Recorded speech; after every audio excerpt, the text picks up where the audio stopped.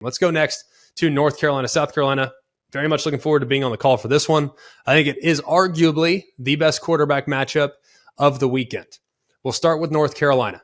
Drake Maye is phenomenal, okay? Didn't play as well down the stretch, but we all know what Drake Maye is capable of. He's capable of elevating his play to a level that only Caleb Williams can match, which is saying an awful lot.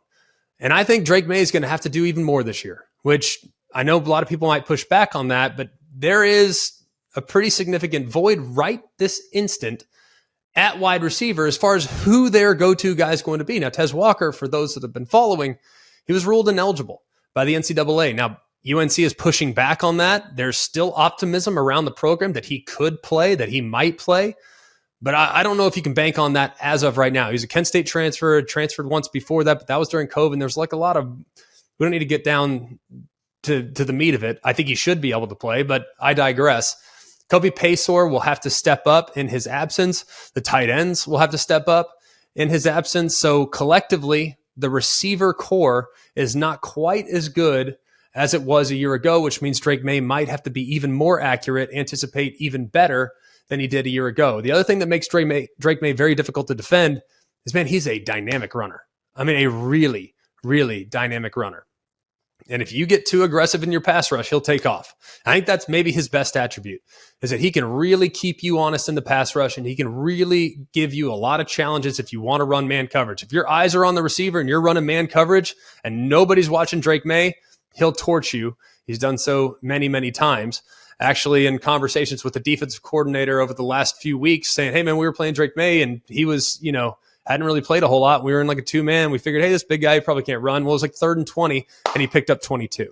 So he's that kind of guy with the ball in his hands. The running back position should be improved from a year ago. British Brooks was lost in last year's preseason. He's going to probably step in and be the number one guy, but they have a deep roster of running backs that they might use in a bunch of different ways. So I would expect the run game to improve, because if you look at UNC last year, take Drake Maye, who was the leading rusher, out of it.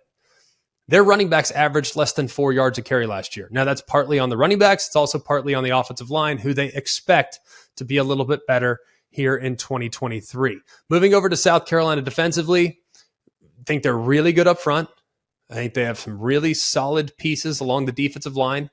I think they really have a chance to be pretty disruptive with that group. The problem with South Carolina is that they're thin. Their safeties are excellent, dynamic 1-2 punch. Their linebackers, I think, are going to be improved. A couple young guys that got a lot of reps last year in Blanton. They're excited about him. A couple other guys that will be filling into the void. So I think that this group has a chance to be better at all three levels. I think the corners, big question there, because you lose some really quality pieces off last year, but they like their young guys. It's just a matter of if they can stay healthy over the course of the season, but naturally it's week 1. They're healthy. Let's go to South Carolina offensively. Spencer Rattler's working with a new offensive coordinator, Dowell Logans. Dowell Logans has been a perfect addition to the South Carolina team. He brings an NFL experience, a pedigree, and Spencer Rattler, by all accounts, according to those that have watched camp, has had the best camp of his career. Really playing confidently, playing fast, making great decisions, being very accurate. He's got some excellent weapons on the perimeter. Trey Knox transferred over from Arkansas. Was a little banged up in camp, but he's now back ready to roll. And then you have Juice Wells, who might be the best pound-for-pound receiver in the SEC. Little banged up in camp, did miss some time, is going, by all accounts, according to Shane Beamer, is going to try to give it a go this weekend. How much will he go? Who knows? I have no idea. But I do think if he can go the extent of the game, that's a huge coup for the South Carolina passing attack. But they have 2 other really good ones in Leggett and A.B. Brown. These guys can really play.